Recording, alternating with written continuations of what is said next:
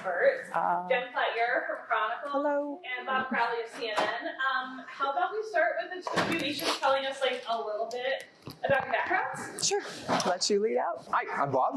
I work at CNN. I've been there for almost 27 years as a photojournalist. I shoot and edit. I don't edit as much as I used to. Last year, I only edited 2 pieces.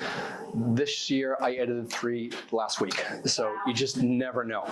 Before I was at CNN, I was in local news for a good number of years. I've worked in New Hampshire, Maine, Providence, Rhode Island, Tampa, Florida, and Boston. I worked at Fox 25 with young Mike Bodette, who some of you may know. We were a team together. And I've been at CNN. They started a bureau in Boston. And Dan Lothian, who was here, I don't know if anyone was here for the last conference. Yeah. Dan and I worked together. He was part of the CNN Boston bureau. He left to go to the White House. Yeah. They kept me. They closed the bureau. I don't really work from home, but I'm part of New York staff. And they like to have someone up in this region because there's always stuff going on in this region. So they dispatch you from up here? Yeah, pretty much. Yeah. I travel all over the country, wherever is needed. We have bureaus, so I don't go to California much, right. But Do you know where you've been in the month of March? Mostly New England. I was in Detroit. I was in Portland, Maine for 2 different stories last week, and I was in Vermont. And I can't remember where else, but it's been busy. Yeah. But sometimes it's slow. I had a week 4 weeks ago, I didn't get assigned the whole week. That's rare, very, very rare. I haven't had that in like a year or so. But yeah, Jen. Hey, I'm Jen Platt-Ure. I've been with Chronicle for 3 years in May.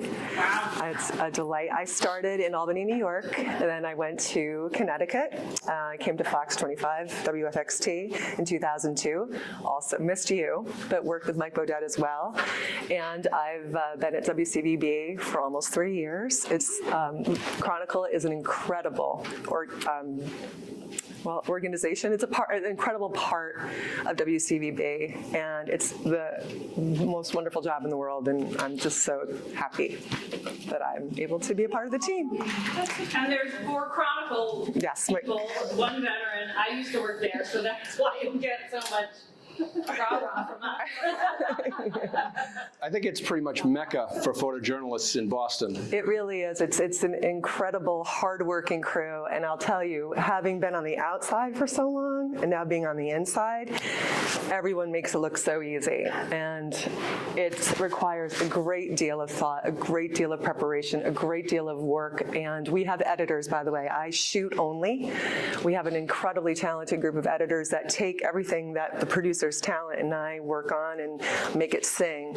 But from the thoughts in the minds of the producers to the finished product from the editors, it's just such a huge team effort, and it is Mecca for photojournalists, that's for sure. I think, should we watch a little video? Yeah. So I want to start with a story that it's a natural sound piece. Most of these pieces are. Yeah. It's not that I have anything against reporters, just some of the more visual stories happen to be solo. In 2011, Joplin, Missouri was devastated by a tornado. And I went there. I was kind of moving around, working with the medical unit. I worked with people who were going live. And I was done for the day, and I stumbled upon this story. The whole idea was, these are people's homes. These are people's lives here. We appreciate all the media being here, and we appreciate, it bringing attention to it so people can help us. But then it also draws a lot of people that just want to come and take a picture and say that they've been here and, ooh, I've got this cool picture. People died right over there, so show some respect to people. I don't know if they're here to help in some respect or not, but then you just see them, pointing and gawking and looking around and taking pictures and pictures and pictures and blocking traffic and blocking, people that are trying to help.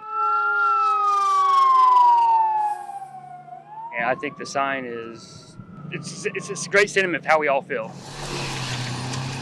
The traffic and the people coming by taking pictures and not helping. While the ones working are out here digging through rubble, trying to just save what's left of everyone's lives. Instead of taking pictures, those people could, jump out and help somebody, look for something, or help them move some debris, or be a help instead of being a hindrance. One of the reasons I like to show this story is because I shot it in an hour. Wow. I was, like I said, I was driving back to my hotel at the end of the day, and I saw the guy dragging the plywood, and I just had to struggle to turn around. And by the time I found the sign, it was set up and he was gone. So, well, I'll just shoot some video. Maybe some other show can use it. And then he tapped me on the shoulder, and I literally only had the camera with one microphone. I didn't have a tripod or anything. That's why it's not the greatest composed interview. I don't think I talked to him for more than 2 minutes, probably even less, but I knew I had something. And so I just started shooting other stuff, found another guy, get some quick sound, and I called a producer, a supervising producer in New York, and told her what I had. And she said, cut it, I'll sell it. And it aired the next day. What you'll hopefully see in the stories that I'm showing is I like to weave the pictures and that sound as much as possible to create a rhythm. I'm a hack drummer, and I like to think that there's a musicality in putting pieces together, especially with a beat. You know, you want to hit, you want the vocals of the narration or the interview to hit on certain beats of the pictures to match up with it, and the net sound to do the same. So that was that. Perfect. Do you want to do another one? Well, I just have a 3-minute reel of. Why don't you go, Jen, I'll jump back. So to introduce, we're Chronicle. We're on every night at 7:30, Monday through Friday, half an hour show, and we have a long format. I don't know. So our segments are from, well, I would say like 2.5 minutes to 4 minutes to 5 minutes before commercial breaks. And in a given day, when I work with a producer, we do 4 days of shooting. Sometimes you have one shoot that's a longer shoot. Some days you have 3 shoots in a day. We don't have a deadline other than we know that it has to be shot and edited and done in a certain amount of time. So I just put some stuff together, recent stories, wasn't too precious about it, just to show you little snippets of the diversity of what we cover. Ever wonder what it would be like to step inside a snow globe? Some of the happiest I have felt is in the woods by myself. And I think being in the Adirondacks, you can find those places. But when you think about panda, what's the first thing that you think about? Like the big black and white ones? Big black and white ones. These guys are the original pandas. Really? The care team at the Franklin Park Zoo in Boston tells us that not all red pandas are as friendly as Gimli here. Good afternoon. My name is Andre Strong Bearheart from the Nipmuc tribe. On this day, Strong Bearheart is working with his family to finish skinning, tanning, and stretching animal hides as part of a workshop to teach young people how to process the whole animal in the traditional way. When Godsmack has done shows locally, we have definitely sent out for trays and trays and trays of beach pizza, literally fed the whole crew with it. Notice Sully didn't just say pizza. No, this is beach pizza. Beach pizza in New England, especially Salisbury Beach and Hampton Beach, New Hampshire, is just a part of the community. It's a part of the culture here. I want to get 3 slices. I want a corner, I want an end, and then a center one. When I got my first hand cycle and started riding, I just had a grin from ear to ear. It just felt like freedom.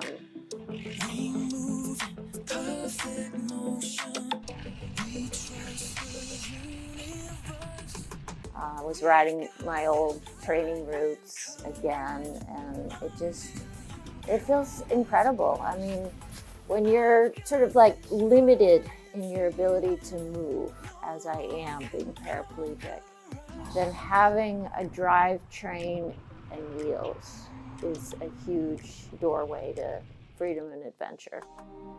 For years, it has been a ghostly landmark along Connecticut's Route 84, rising high on a hill overlooking the city of Waterbury, the long-shuttered religious theme park, Holy Land.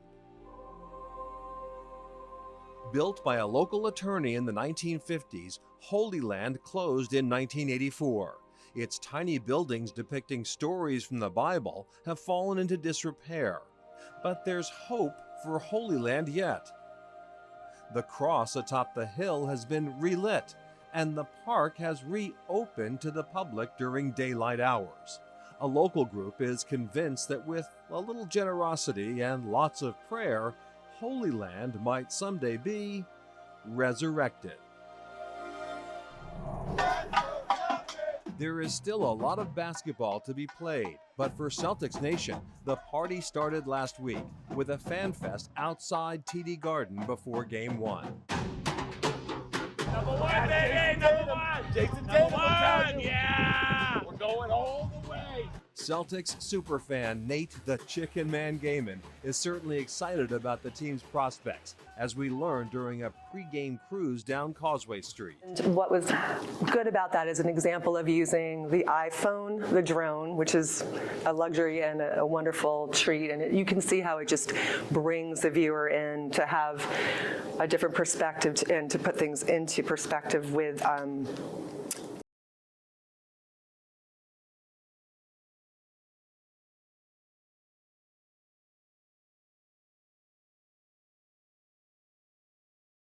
and following her, which I worry about her tremendously on those little Vermont roads, but following her, going up ahead, running out of the car, getting in front of her with the big guy, getting back in the car, getting behind her, getting in front of her, and then putting the drone up and as she was going. And the drone was another example with Holy Land, which is, if you're from Connecticut, it's an institution and they are trying to bring it back, but just how powerful that can be to use that tool, but you don't necessarily need it. It's like gravy on the potatoes.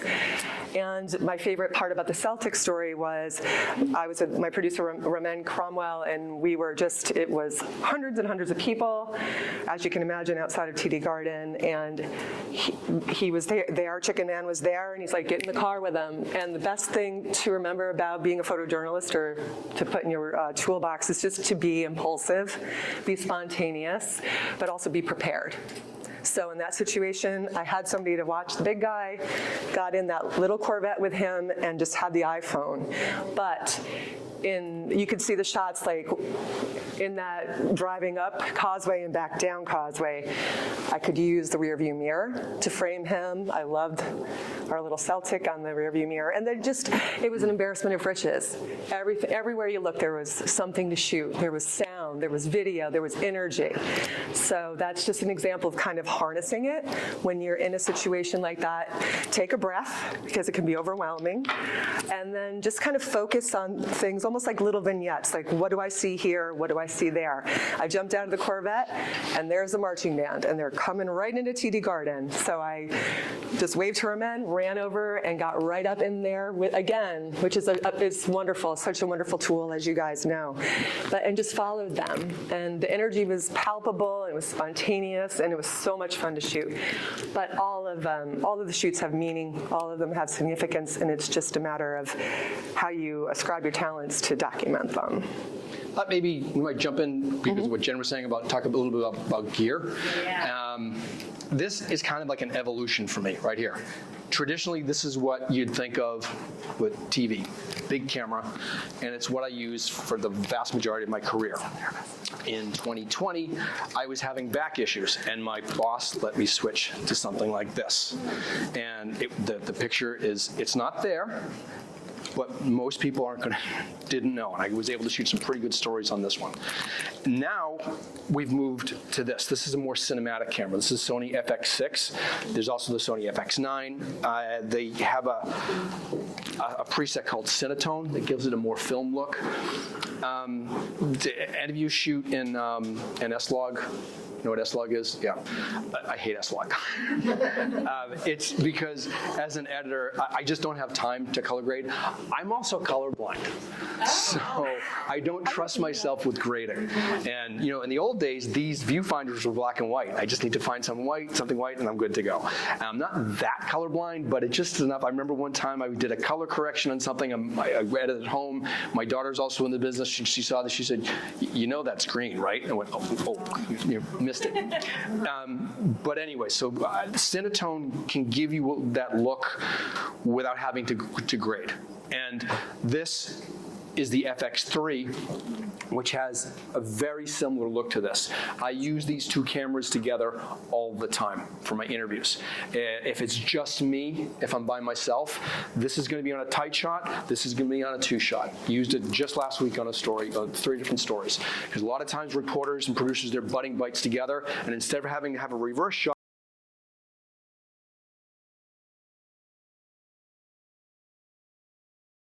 I've also used this as my A-cam because I can put a wireless, and I'm getting a gimbal very soon, a Ronin, and that'll make that even better. GoPro, I keep this with me all the time. Same how I was saying, tight shot, 2-shot. Started with this, tight shot, wide shot. Just last week, the producer was shooting one thing for us, so I was with the reporter, had this on the tripod, and I literally held this in my hand on a 2-shot. And it saved us in the edit, which we cut later. And the other thing, which Jen already talked about, any of you commercially licensed drone pilots, if you can, do it. I remember when CNN first started using drones, we had one licensed operator. And I used to hate it when he showed up for stories because I said, there goes my B-roll. That's it.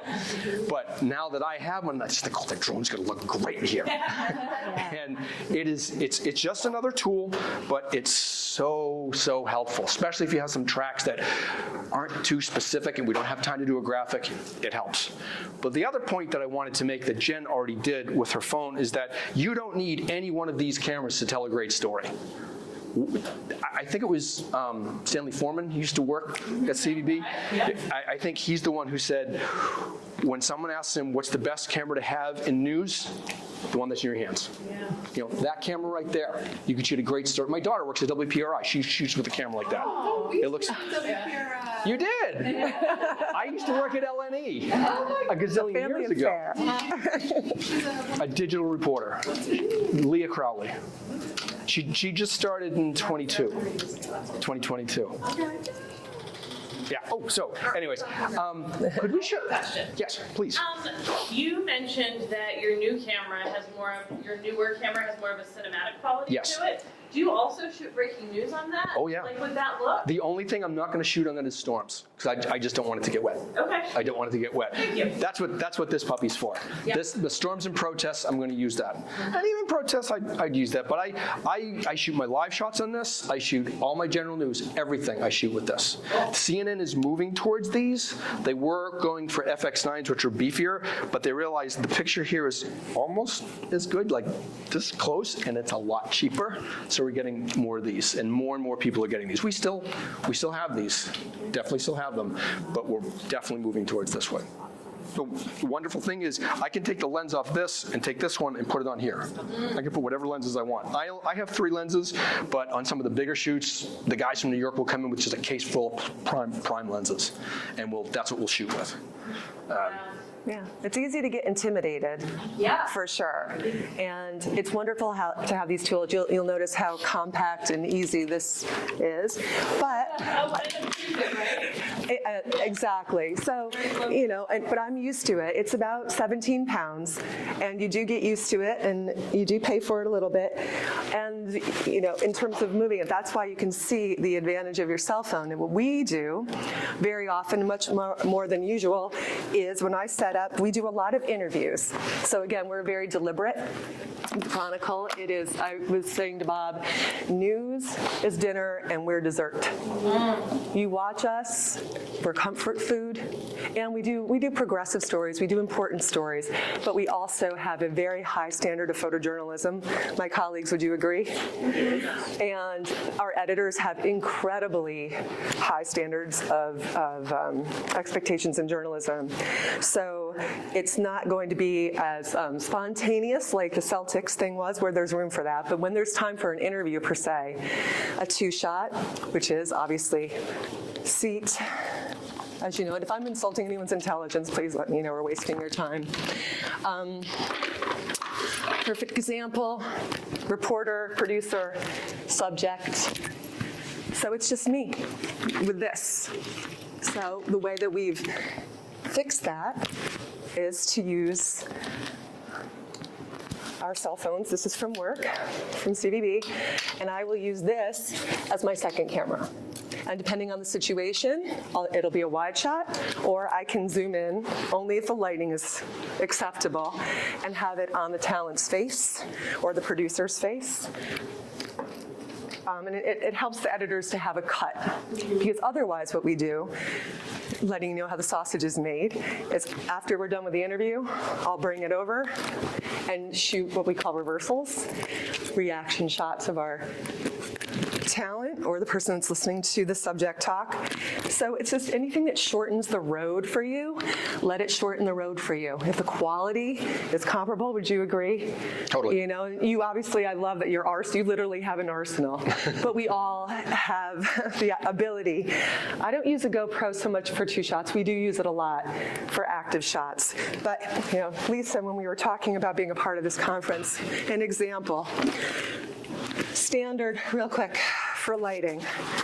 So if I'm outside, you can use this inside too. I used it to block some windows out. It's a little beat up, but reflector. So lighting is key, and you know, the first thing I guess we should say, the most important things are video, audio, and lighting. 3 basics for what we do. If you're outside, you know, this side's a little less harsh, so use that as your light. So you can imagine if it's just me and I'm trying in a windy day, this is locked down, I have a good shot on my subject, and I'm trying to hold this. I don't have clamps. You can have light stands with clamps, but most of the time, no. So I went to 5 Below, as one does, and I was like, if I can unzip it. So I'm not sure how much that costs. I'm sure it's more than $30. So boom, 5 Below. Here's a cute little reflector you can use, and it's actually even a little bit more reflectory, if that's a word. And it's actually, I can put this on my belt loop. It's more compact. And then one day I was outside. My colleagues are Rich Ward and Bob Oliver. They're incredible, exceptional photographers, and I'm very lucky to work alongside them. Bob Oliver, we're outside, and he's standing there holding this piece of styrofoam. And it was up in, I think it was in Beverly, we're on the water. And I'm like, what the heck is he doing? Now, he is a preeminent journalist. He's our senior photojournalist. So I'm like, this is fascinating. Here's his reflector. So this is a piece of insulation that's in the garage at work. And I was like, what is this? I'm always so curious. Always be curious. Just if you were in Matt Shear's seminar, curiosity is going to carry you so far and keep you excited about what you do. So I said, where did you get this? And he's like, oh, just go in the back by the old Chronicle studio, and you'll see it on top of the electrical grid. You know, just jump up, get a ladder, and just break a piece off. And I did, and I'm going to tell you right now, the 5 Below and this guy are my go-tos. So all this to say, just don't be afraid to improvise. Don't be afraid to experiment. Always get what you need. You know, it's kind of like I said, there's potatoes and then there's gravy on the potatoes. Get your shots. Know and feel good and confident that you have, whether it's for a deadline, for a new show, or for your online program, and then play. If you have the chance to play, because that's when you learn, and that's when, in my opinion, you discover things. Put the camera places you wouldn't think to put it, and do things with it maybe you wouldn't think to do with it. I was with Leanna, in closing, at the Cat Sanctuary in Boston last month, doing a story on Charles Street, and I'm trying to get video of the cats, and got down, she took a picture, I should have shared it, but I'm all the way down on my stomach, stretched out as far as I can, with the iPhone, because we weren't allowed to use the big camera because the animals would get scared. And it's amazing shots. And I got the shot with the red panda with this guy, but the red panda wasn't very scary. It wasn't very scared of us. So I just mean, put the camera high, put the camera low, use the iPhone too where you can to get the shots that maybe you definitely can't get. I can only back up so far with this, and she doesn't fit. I think to play off what Jen's saying, a good thing to think of is when you're out there, no matter what you're shooting, shoot and move. shoot, and move. I'm gonna shoot a sequence of you. First shot, wide, that's my establish. Next, change the angle slightly, medium shot. And I haven't zoomed, okay? Next one is right here, wide, medium, tight, okay? And then I need a reaction. Reaction shot of you looking at him, okay? Reestablish, right here. And if I'm not editing, I've just given my editor a 5-shot sequence that can cover something up. The other thing also to play off what Jen was saying is the world is your tripod. Like if you don't have one with you, you can find anything. Moving shots are great. They're wonderful. I love the ones over the Corvette. That was really cool. That Joby, I'll tell you. But most of the time, you can, especially for interviews, you're gonna want rock solid shots. Put the camera anywhere. Like you and I put the camera on the ground a lot. One reporter I work with takes pictures of me on the ground, and she likes to call that my happy place. So, yeah, just things that you can just think about, no matter what you're shooting. If you weren't looking, you might miss her. But once you see her, you won't forget her. There's just something that she evokes, an energy. Here in Philadelphia, a majestic American work of art sits waiting for its final journey to the bottom of the ocean. Oh, I'm heartbroken. I'm really heartbroken to see this happen. This is America's flagship, the SS United States. A glorious ship, bigger than the Titanic, nearly as long as the Chrysler Building, and 70 years ago, the United States burst into life. Could there be a greater name for the world's greatest ship? The ocean liner carried 4 U.S. presidents, stars and celebrities, and even transported the Mona Lisa. But her crowning achievement was breaking the transatlantic speed record in 1952. Her owners were awarded the Hales Trophy. The designer, William Francis Gibbs, knew then she was a masterpiece. And today, his granddaughter knows it too. This is where my grandfather was when the ship smashed the transatlantic speed record on her maiden voyage. Susan Gibbs leads the SS United States Conservancy, a nonprofit which has fought for years to preserve the ship. This was a big public area. There was a library here. But the SS United States has sat dormant in Philadelphia for nearly 30 years. You just see the bow of the ship pointing toward Lowe's and IKEA, and you just think she is ready to bust a move. This year, after legal battles and economic headwinds, the ship was evicted from its pier. We were on a furious search for an alternate parking spot, scanned the nation, and unfortunately we're unable to secure another spot for her, partly because what makes her so amazing, she's so big, makes her challenging to dock. Instead, this fall, a county in Florida purchased the United States to sink her in the Gulf of Mexico. The goal? To turn her into the world's largest artificial reef, helping the environment, attracting divers for years to come, and in a way, preserving her. If we don't do anything with her, she'll be scrapped. And so I always remember that. And then being here today, I got a little teary-eyed because I was like, could you imagine if this went to the scrapyard? I mean, we are going to pay as much respect to her as we possibly can.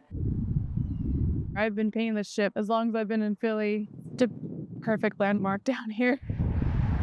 In her final days afloat in Philly, admirers stopped to pay tribute in their own ways. Enjoy your last voyage. You will be mourned for lifetimes. Thank you for bringing my family to the USA.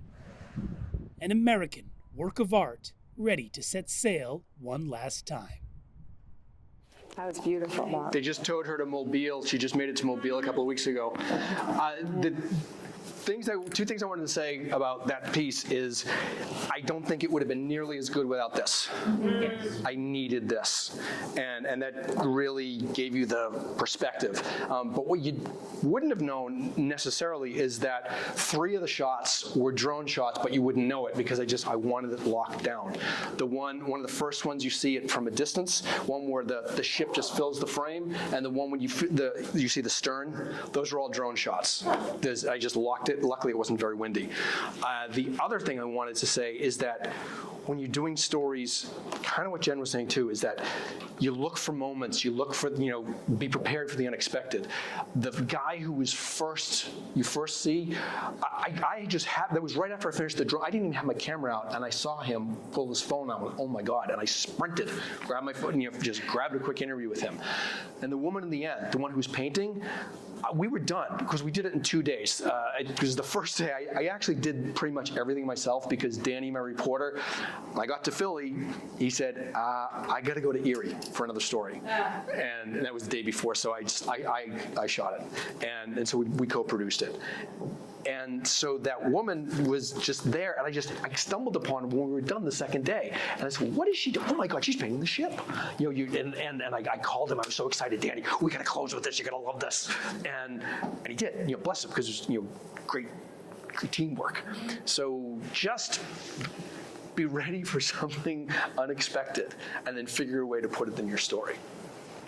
Something that I noticed in that piece was you had a big ship that wasn't moving, but the story didn't, to me, feel still. It felt like there was, it still felt pretty good. What do you think helped contribute to that? Because number one, the drone. Definitely the drone. Number two, which actually is number one, is variety of shots, shot variety, and figuring how it's gonna work. Also, good writing from my reporter, Danny Freeman, and having the right sound. And we had that, because it could have just been, the woman was great whose grandfather designed the ship, as was the woman, she was funded, that's why she was part of the county that was getting it. They were both great, but if it was just them, you needed some sort of personal angle. And I think having those little elements to hammock it, in the beginning and the end, I think that really helped push it forward. Does anyone have any questions for us? Yeah, for sure. And this is for both of you, when you're working with crews, like producers or reporters, what have you, what is one or two, what are some of the biggest hindrances that you might face that would impede a shoot that the crew member might not know about? I'm sorry, I mean what the producer might not know about? Producer, reporter, whoever's in your crew, excess talking during B-roll, not telling you. That's what came to my mind first. Telling you, do you want information beforehand so you kind of see the place that you're going to, if you can, before the shoot? What are some things that either help a shoot or hurt a shoot? All of the above, but right off the top, that's exactly what I was going to say. We have this reporter, he's no longer with us, Miguel Marquez. Loved working with him, really funny, great writer, and usually working with him and this producer Carolyn, and she would literally say, Miguel, shut up, because I'm trying to get B-roll, and he's just talking. Just being aware of when the photographer is really in a zone. Unless you really need something, let the photographer just be for a bit. There are some times when they'll say, we got to shoot this, and oh yeah, you're right, so obviously. But preparation is very important. My shoots aren't exactly the same as when I was in local news. Local news, you're almost always, you're turning it same day. I rarely turn the same day, but that doesn't mean my day's easy, and it doesn't mean my day's short. And good planning from a producer can make the difference between whether I'm going to be happy in the end or really grumpy. No. I don't know, did I answer that? Yeah. Jen? No, I concur, and obviously, I know it can be all over the place. That's why I'm so comfortable behind it and not in front of people. So I appreciate your patience. But yes, audio, obviously, video, that's what we're talking about, and lighting, but audio is key. And anything that takes you out of it in the moment when you're shooting it is going to take the viewer out immediately. So being aware of your surroundings. My two biggest nemesis are windows and landscape crews. And I literally was on an abandoned beach last summer, and a landscape crew came through, and I'm like, what is going on? So anytime, and so you always have to pivot. Our schedules are tight, so you wait, or a lot of times you just go up and say, hey, can you take 10 minutes? You're taking a 10-minute break. But for producing, yes, what I love when I have a shoot sheet or a detailed schedule, and I understand and respect that not every producer can do that. Sometimes we're running a little loose, but for me, me, I can visualize what we're doing. So if I know we're going to a cat sanctuary, and then we're going to go to the beach, because our days can be like that, or we're going to an office to talk about MIT to talk about AI. First of all, how you present yourself is important, but I need to know what I need to wear. I need to know, like for the beach that day, I had a wetsuit, so I made sure I had my wetsuit. So yeah, audio, good audio means good video means a good story. I was wondering, obviously, like, there's most people saying on video in like all of the presentations, panels, but like you mentioned, kind of photojournalists who are with you on shoots, and just like to kind of relate to that is like, how do you balance, like, just in a teamwork perspective, like having a videographer, reporter, and a photojournalist, obviously doing different things with like different things in mind on the same project, and also how do you balance using photo content with like video content as someone who's like, photojournalist is my minor, but I obviously like, have classes with Mike where he's like video, and it's like they're both very cool, but I'm wondering how do you balance like the content? When you say photojournalist, you mean like stills? Yeah. Okay, because I mean my title is photojournalist, so I just want to, but I'm not a still photographer. Moving. Yeah, there we go. Yeah, that's it. Yeah, that's us. The old crank up. Do you want to go first? Using stills in videos? Just like in general, like in videos, because I know that sometimes you do that, but like just in content too. Like if you're building a story, how would you ever like choose to use stills instead of video, or pair them, or do anything like that? I know in some of the videos, like you'll have like a still overlay, and like for some of the other panels and some of the examples we've seen this weekend. I mean, if there's graphics, that's going to be done either in New York or in Atlanta, and I'm going to insert it afterwards. They have a good library. We actually I had to use some stills of the Maine governor in the package last week, but I don't take stills. I remember it was a while ago doing a story on the paper mill closing down in Maine, and we profiled a guy who had lost his job, and I did use stills, and I actually took the saturation out of them and make them black and white, and then I think I transitioned and I cheated. I had a video of a smokestack with steam coming out, and it was freeze frame, black and white, and then I brought the color in and then made it move. So that was my transition, and I thought it was very effective. But we just kind of moved away from it. I think that our digital department really does a good job of that. They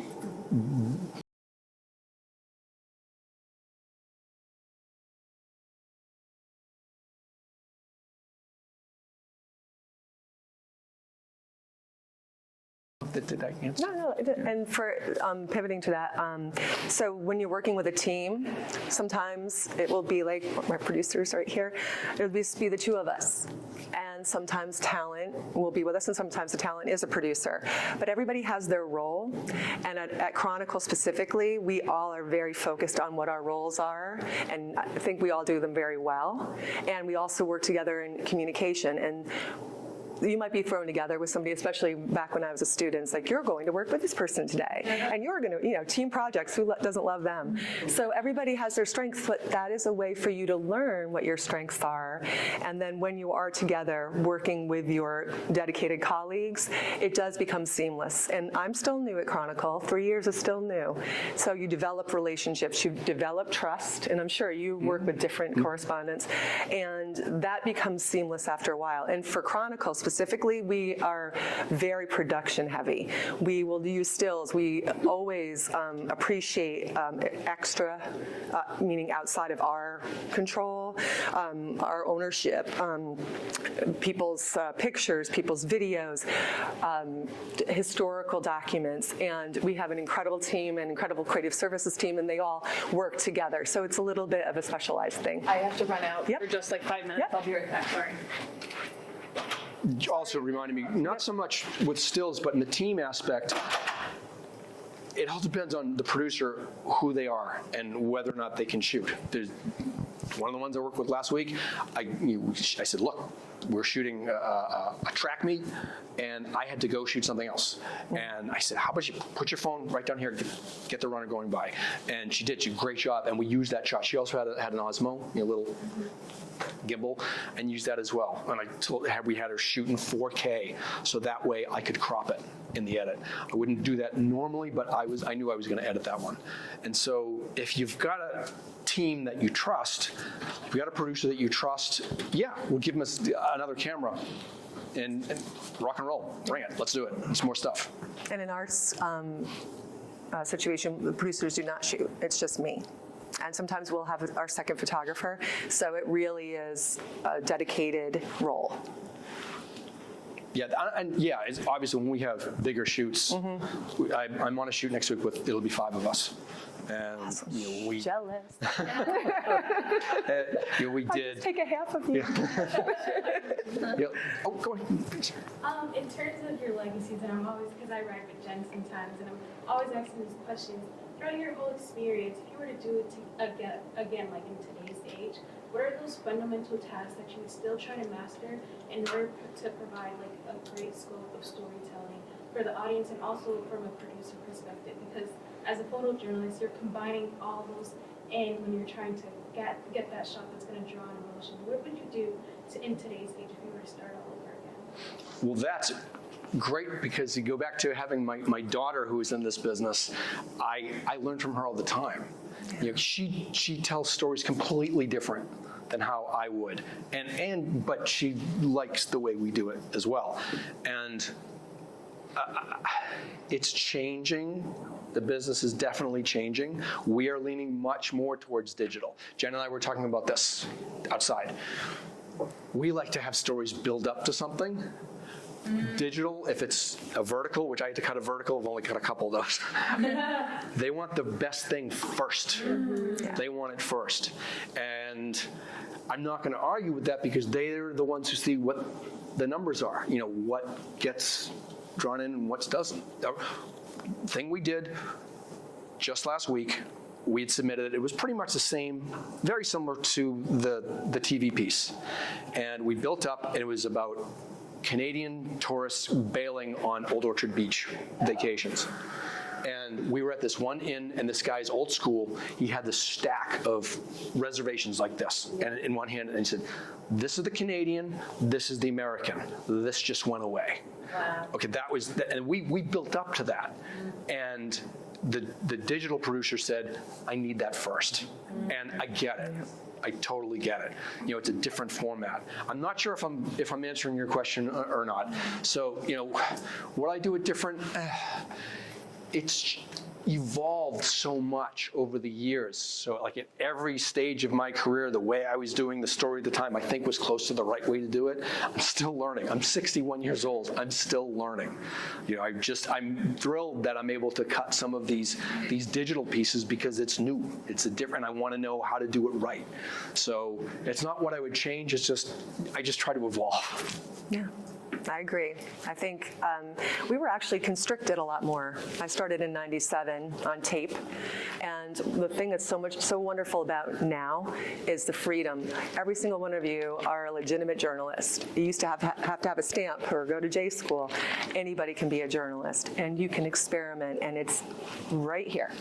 This is right here, and that is so freeing. So I would jump right into it. It's my heart's joy to be a photojournalist and to do this and to share and to be curious.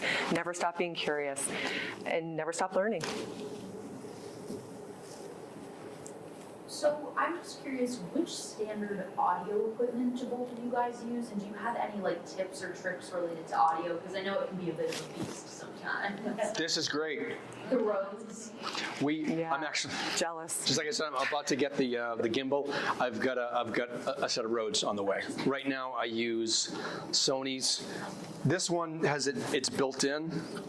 The one that I have for this sits in the top. It's not as good. This one, you could be in that garage at the other side of it. It would be clear as a bell. This one, you get to that stairway, I'm going to get hits. These ones are supposed to be pretty good because they're Bluetooth. That's the other thing, is when you go to a big arena, like a political event or something, and they're very strict about wireless frequencies. Well, guess what? This is Bluetooth. I'm not interfering, so I could use it. It's all good. But if you have one of these, this is great. And I would definitely recommend that you have this. I'm old school.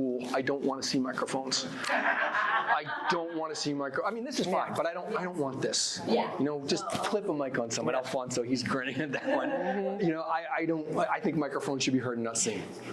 I mean, there are times, but I mean, I used to keep, when I used this camera, I had a second mic on here that was on a curly cord, so I could just go like this. That's how I did the interview with the guy after the tornado. It was just quick and dirty. Got it. You hold it like that. If you can get a microphone, ignore that's all beat up. If you can get something like this as a backup, like if you need to do stuff, because you could do it with an adapter on this, and then just because you can keep it out of the shot. You know, I'm talking to Lisa right here. I keep the microphone right here, and she's talking. It's going to sound great. I don't need to do this. I can do that. So it's especially if you don't have time. Any kind of decent. Shotgun. These are, Sennheisers and the Rhodes, whatever, the Sony. There's a whole bunch out there. You don't have to break the bank. And Rhodes and DJI also has a great one. What's great about these is they also record on the transmitter itself, and I think it's the DJI's. You can trigger the record from the receiver. I think. Yeah. But that's great because remember I was talking about the thing being way out there? If you lose it, so what? You still have it here and you just sync it up later. Yeah. When we do the two cameras, we're old school, we go like this. Sync it up in the edit. And you'll do the same thing if you're recording audio like that. I had this. When we were doing the story in Maine, it was about a trans athlete who was a runner. And we went with her to an outdoor track. And we wanted to get drone shots, of her running, which we did. It's kind of hairy, but I didn't hit her. She's good. But we had one of these mics for the producer's Osmo. And so we recorded on that so we could put it in later. Sometimes it wasn't great, but it worked. And it made all the difference in the world. Yes, audio. The natural sound. Yes. It's like of her. Yeah. Put the mic where the sound is, if you can. And this is what we use. We do have a stick mic. Might use that literally 2% of the time, very rarely. Always a belt pack, and we do hide the wire. Yeah. And to that end, too, be cognizant of where it is. What I literally just did is touch the mic and ruined that bit of sound by rubbing it. Just put it somewhere where it's not going to be obstructed, where it's not going to be in the wind, and it won't be rubbing on something. And the closer you can, it doesn't have to be here, but just somewhere reasonable, and always, always, always manual audio. Ride your levels. Do not have it on auto unless you have incredible gear and it's always perfect, because there's time when somebody's talking and then they get really excited and it peaks if you have it on auto, even though it's supposed to level it. So when it's on manual, you can kind of judge. You judge your subject, you judge your person you're interviewing, and you can get it. At concerts, racetracks, that kind of thing. Does that answer your question? Is that helpful? Okay. Mm-hmm. Yeah, Jen, I'm so glad you brought that up, because I used to love doing that. Like, just take that mic, you're shooting in a bar or something like that. Stick it there. Yeah, just put it there. You never walk away. Natural sound is so important to break up the rhythm, remember I was talking about the kind of like a DNA pattern of it, just give it a flow, and having those nat hits to break up the track, break up even the bites. It just sucks you in. Yeah. Keeps the viewer, looking, okay, got your attention. Brings the viewer right into the story. And yeah, I used to, one time pouring a beer, I made sure the guy had the bartender, I hid the wire and had it, and he poured the beer and the mic was right in his hand. And so just again, play, experiment. It's, it's not we don't have to worry about tape anymore, so you can shoot and shoot and shoot and shoot. And, you make your mistakes and you learn from them. But it's just the best job in the world, and it's the best thing in the world, and there's nothing wrong. On that, but you said, I'm 61 years old, I'm still learning. What are you excited about learning right now, and sort of the second, where do you get your creative ideas outside of your field? What's keeping you excited? Toys. I'm so excited to get that. It's a Ronin, it's a gimbal for this camera here. And I can run all over the place and it's gonna look rock steady. That's awesome. I just love to have tools to tell the story better. I love I just love it when I get a script and I think, okay, that's a different idea. Wasn't what I was thinking of, but I like it. I just get ideas from the people that I'm working with. You know, most of the people I work with, I could be their father. And I love it. You know, they're great. They're, you know, they have energy and they keep me young, and that's how I learn. Okay, when you get a toy, like that new thing that's coming, Yeah. how do you get yourself to actually practice and learn? Like, Oh, I'll be at home. I mean, because I work from home technically, and I'll actually call up Alfonso's and our good friend Brian Kane. He's a photojournalist for CNN in New York, and he did sit with me once, and he showed me how to use it, but I've already forgotten. Because yeah, so I will call him up. I'll have him do a video or whatever, and then I'll play with it. Anytime I get something new, get new lights, whatever, I'm gonna set him up in my house, and I'm gonna figure it out before I take it out. The drone, we had good training. And I had a baseball field near my house where I flew it a lot before I actually went out and started using it on stories. So, and I still do, you know, because technically, CNN, you're required to do at least 2 flights a quarter or otherwise you lose your drone. Yeah. Now, I don't need to do the practice ones because I'm busy enough that I'm going to use it. You know, most of the times I put it up, I'm putting it up for 5 minutes. I know there's like 2 quick shots I need. Yes, that's great. I need it. I'm done. Yeah. You know, drones can be a little scary too because I've had some crashes. We do the 4th of July fireworks, and it wasn't last year, it was the year before. We had done it before where from Sonesta in Cambridge, that was our launch. I wasn't the pilot that year. Beautiful shot of the fireworks with the Longfellow Bridge lit up underneath in the foreground. It was great. So I was doing the same thing. I had done a test flight, the control room had seen it, and it was time. And now the road in front of us is covered with people. It's like, okay, should be all right. Went forward and up, and the drone just went like this. And it hit the building right next to us. Oh, no. Thankfully, there was no one on it. I was shaking. I called my boss. He says, okay, it's all right. Anyone hurt? No. And luckily, those things, they have the equivalent of flight data recorders, and you could see that the joysticks were in that position, and it just went like that. You know, so. It's technology. It doesn't always work the way you want it to. That's for sure. Yeah. And for inspiration for me, movies. Better Call Saul is the most beautifully shot television show in the world. Professor a long time told me that video, it's just like a still picture. Can I pause your video, and is it like a picture? Is it composed in a way? Like if you guys are familiar with the rule of thirds, things that I think we all know from being in J school or studying photojournalism, it's just composing. And when I'm composing pictures, composing video, it's like a picture in my mind. For an interview, another thing is I set up the scene and then I put the person in it. I don't just walk in a room and be like, okay, you're just going to sit here. I take inventory really quickly. You don't have to be precious about it. But the framing, what's in the lead room, because we do the rule of thirds. So is there something compelling? And sometimes there isn't, but you can still use texture. You pull your subject out from the wall. You put your subject in. And another great thing is maybe where you're sitting, we're going to do the interview. My producer's right there. I can shoot you from here. I put a little shutter on. I've got beautiful compression. You look great. I have my lights on you.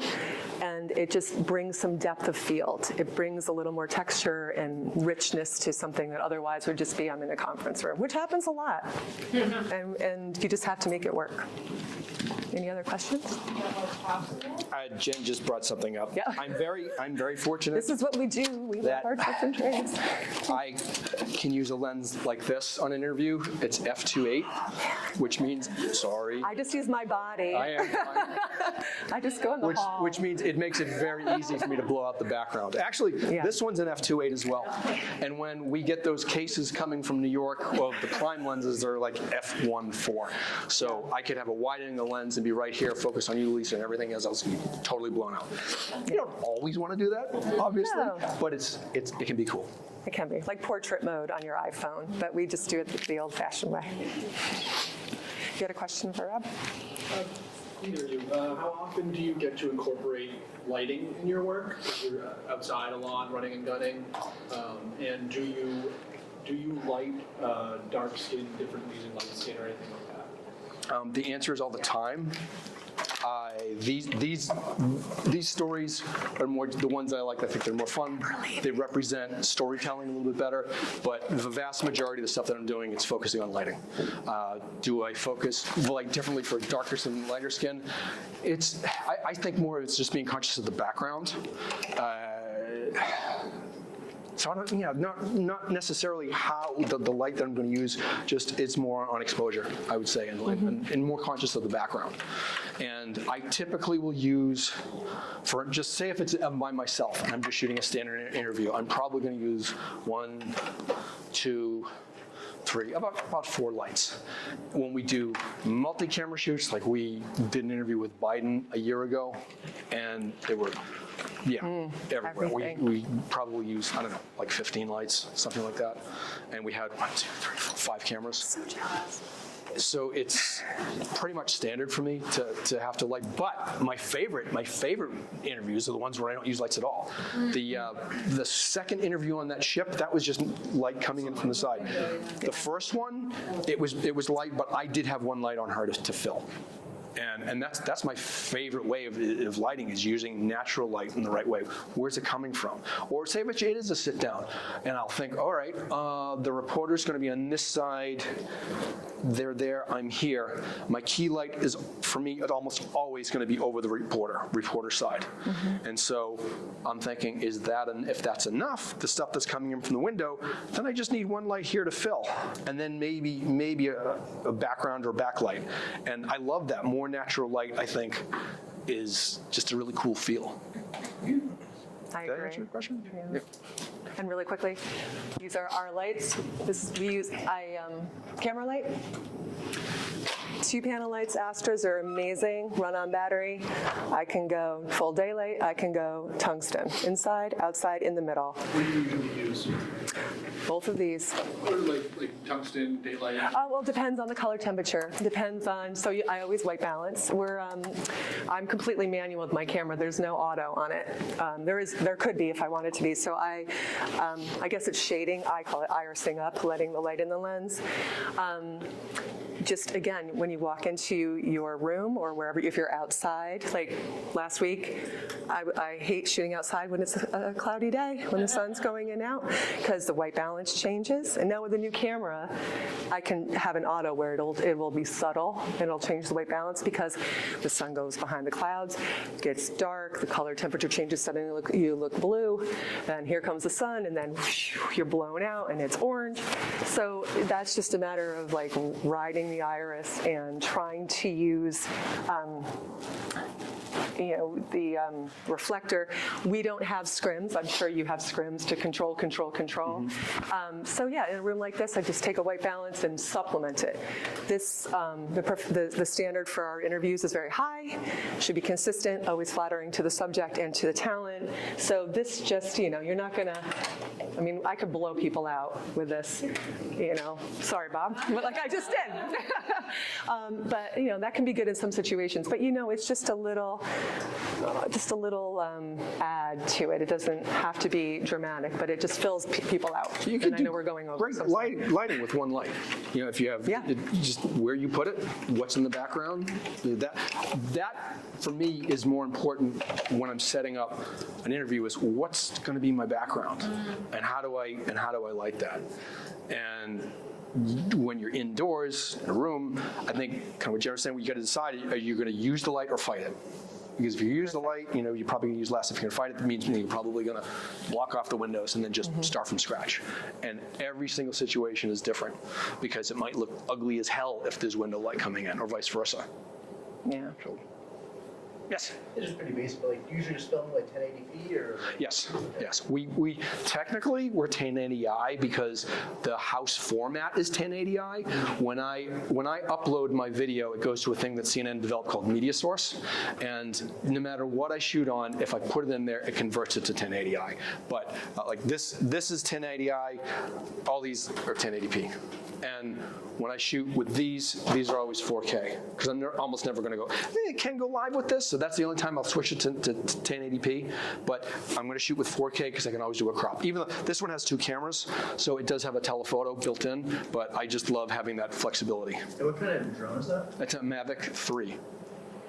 I've used the Mavic Mini, which is a lot less expensive, and with the exception of not having the other lens, it shoots a great picture. Because when I had to do a story in Canada 2 years ago, I can't shoot with this thing because you have to like fill out a Magna Carta of paperwork to try, and it takes forever.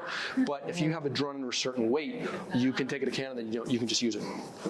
And I also had a question for Jennifer about when you're doing the bike, you had that shot from like the wheel of the bike while she was biking. Was that like that? That was the GoPro. Yep. That's just a GoPro. That was just the GoPro. Yep. And again, think when you're seeing a situation like this, when we're following her, where to get those angles. Like you're saying, here's your interview, boom, boom, boom. I wanted to get as much as possible. And fun fact, it got in the spokes a little bit, and she pulled over, and she's like, whoa. So, a shark clamp is the most wonderful tool in the world. This thing is impervious to most, like wind. It's been on boats, it's been on planes, it's been on the hoods of cars, and it's just a really great tool. But yes, that was just behind her, in front of her, iPhone, drone. That shoot, and that was digital only. Yeah. That was a digital only, and that's why the music, it was a little bit different than our usual fare. But that was a great example of using all the tools in your toolbox, every single one. It was fun. Yes?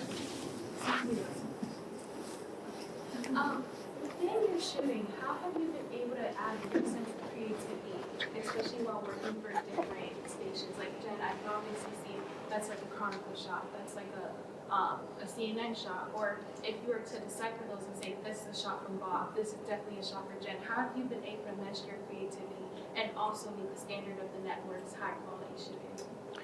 It literally depends on who I'm working with, because if I'm working for the documentary unit, they have a certain style. News, pretty much do what I want. And some of the the investigative units or whatever, you kind of tailor to what their needs are, but you kind of want to put your own signature on it. Yeah. I think that I love to get my camera in close. I love my happy place. I love a variety shots. I love long lens shots. Love getting lots of tight shots. I think that totally separate issue, but tight shots are great because they're great transitions. I mean, you'll see, I'm not against dissolves, I'll use dissolves, but if you can have a good sequence and you have like nat sound with a tight shot, something going on, I just think that's wonderful. That's great. I love that stuff. Yeah, I agree. Pop that macro. Yeah. Pop that macro all the time. And tight shots will get you out of trouble. If you're editing with news, Chronicle's Absolutely. different. Again, it's like doing a documentary, a smaller documentary. But with news, I would always try to have, the aesthetics always be the same, but you're quick. And it's different, you're in a huge scrum with 15 other people. I've held this camera over my head, with my colleague reporter trying to get sound, and she's over there and I'm over here, and like, I hope I'm getting the shot, and then the deliberate shots as well. But yeah, tight shots are great when you're under a deadline or not. I mean, and it's compelling. I think somebody working with their hands, a craft and art. We just did somebody, it was actually the first story, this woman with a little tiny chisel takes a piece of wood and makes these incredible figures. So, and it's compelling too. I think that it's an opportunity to show viewers something they wouldn't be able to see unless they were like that close to it. Can we show a couple more stories? Yeah. No. We're heading out to survey the area for white sharks. We'll videotape them and if possible place some tags in them.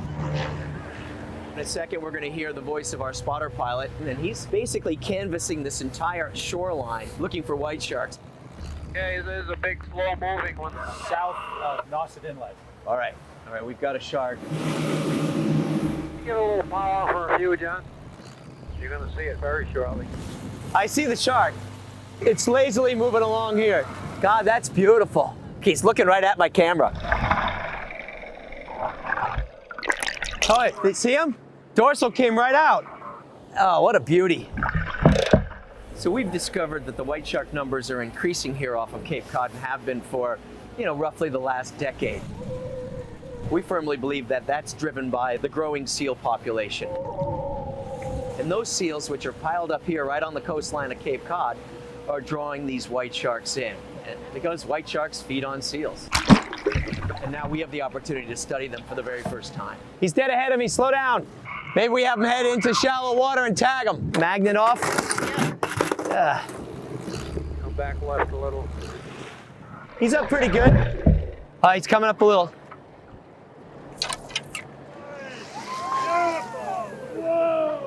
Well, we went ahead and placed an acoustic tag on this shark. You can see it right there. We'll get a sense of where it spends its time over the course of the next 10 years around Cape Cod. What are we thinking, like 13 or 14 on this one? I have been doing it now for several years, and I've been studying sharks for over 30 years. But every time I go out, I'm like a kid opening my presents on Christmas morning. I love it. I love it.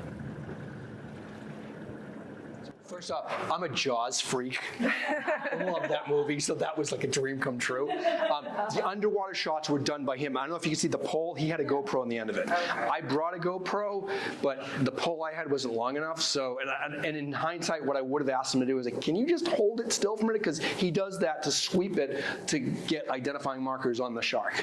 And I shot it in 2 days. First day I was on the boat. Second day I was in the plane.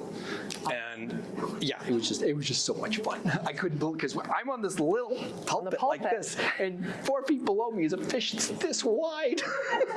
It was crazy. It was a lot of fun. So in the tagging sequence, how many taggings did they actually execute? Because you had a wide variety of shots. That was the only one they did. Okay. Yeah. So can you give us a little sense of like the process of shooting that? How much are we running around? So I had, back then I was using a Canon C100, a little camera like this, and a GoPro that wasn't that one. It's the Session, which didn't have a viewfinder on the back. And so I had the mic on him, and I literally had the camera in the cockpit and just rolled, so I had the audio. And that whole sequence was done with the GoPro. And I just like, okay, he's grabbing that, no, get that, okay, get this. And then thinking, maybe shots afterwards, get a shot looking back, shot later of the helm being turned, just that I got afterwards, obviously. And this is a thing I love to tell, because when you're shooting, Alfonso, Jen, you know this, you don't really experience the event, because we've seen history through one eye. It happens, and you're not seeing with your own eyes. When he tagged that shark, I was holding on the rail, and I was right over him like this with the GoPro, and I was actually watching it. And the shark was a lot bigger than it looks, because that's a wide-angle lens. I swear to God, it was in slow motion. I saw that fish's belly, its eye, and it was one of the most magnificent things I'd ever seen. I'm such a geek, I'm sorry, but it was so cool. So, it just, if you are a photographer out there, every now and then you get a chance, just look. Yeah, be here now. Yeah. Can I just read your question, if you don't mind? Yeah. I'm here as a member as well, watching the... Alfonso's an incredibly talented journalist, very talented. But the two people you're seeing explain right now and talk, what you were saying, how do you put your own creativity? Both of their individual DNAs are in every single piece that they produce. I've worked with Jen for years. I've known Bob for years. I've never got to work with him, but you put on a story, and I know that Bob did that. I know that Jen did that. So their DNA is in those stories, and it's just like anything else, like reps, right? Getting comfortable with the basics, and so your DNA will be in your work after multiple DNAs, reps. No, thank you, Alfonso. We get time for one more? Yeah. All right, Lisa, one more story? Oh, one more story? Yeah, I thought you meant one more question. Let's watch another story. All right, this is our job. This is the one that says trebuchet. Yeah. This one is standard def. Oh, yeah, 3, let's do it. It's my favorite time of year. This is harvest season right here. We grow about 8 acres of pumpkins. We also destroy them, right?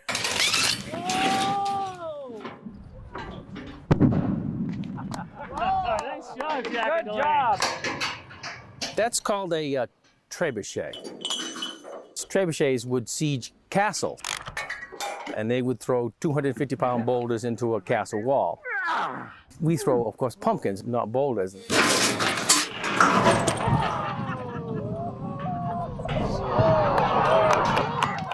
We'll load again. Take about another 20 minutes, a half hour to load again. Yep, that's it. In the old days, they'd have about 100 men on the rope, and we're lazy, so we'd plug the tractor into it. I thought it would be a good promotional thing for the farm stands. It says, boy, that would be a great thing to draw a crowd, and maybe they would buy a pumpkin. I think we're about ready, but it's just fun, too. Pull away.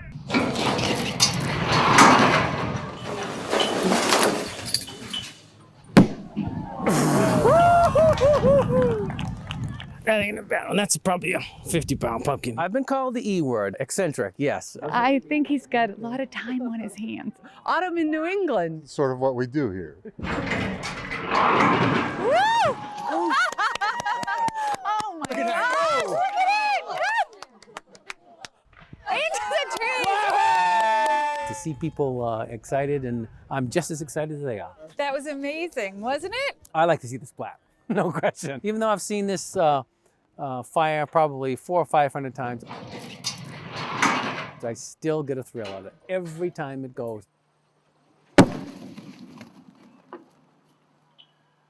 Good one.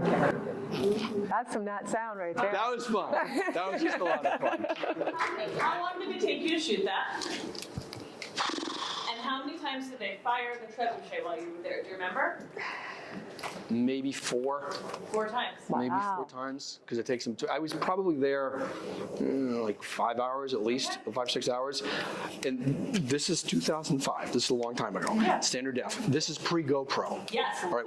The one shot that you see when it's on the arm, we had, remember the lipstick cams? Oh, jeez. Like yeah. It's like that. No audio. Had to, and the guy who was up there, rigging it. Yeah. We got up there, climbed together. We taped that thing, and when it worked once, I said, "That's it. I don't want to use it." But I used 3 other cameras with that. I had the big camera, and I had a medium one, and a very, very small one. So I was, look, when you see the woman reacting, she is reacting to that shot, because I had a lockdown on her and one shooting that. I did, every time they fired it, I had 3 cameras going. Interesting. And I would have to run like 400 yards to and change the shot. Like the last one was the best one when it landed. There's a couple, I think, so 1, 2, 3. There's only, I think, 3 splats, but there was maybe like a tree. What went into the tree? Into the wood? Yeah. So they could angle it. They could either make it splat or go into the trees. So it's probably like, it couldn't have been more than 6 times. I'm somewhere between 4 and 6 times. Yeah, just curious. Yeah, it was. I worked my ass off on that story, but it was a lot of fun. I was younger then. How do you feel you have enough footage? Like what? Oh. About an hour. That's a while. But. Bob, the editor, hates Bob, the photographer. All the time. You missed this, you missed that. Hold that shot. You didn't hold it long enough. Focus. So, and the other thing that I always do just for individual shots is I count to 10. I want to make sure you count to 10 and try to get a sequence. There's so many times I'm thinking, what have I missed? And there's a lot of times it's like, I'm done. I'm spent. I'm done with this. And then I get back and I edit and I'm like, oh, shit. That's true. I count to 10, and especially once I started, because I shot news for so long. And also, when you think you're done with a shot, you're not. Another couple seconds. Because if the editor wants something, you know what I mean, like a dissolve and more than you need, if you have that opportunity. Always shoot a little bit more than you think you need, because sometimes too, that's when something will happen if you're shooting. Like that was so beautiful, that woman getting up out of her chair, that was such a great moment. And it's like when you have something locked down and you have that luxury, that's when you capture the magic, for sure. This was tremendous. If you guys want to keep talking, you can, but we've been going for a little bit, so us organizers are not I was gonna say, good job. You did a great job. Thanks, guys. It was a lot of fun. Thank you. You did a great job.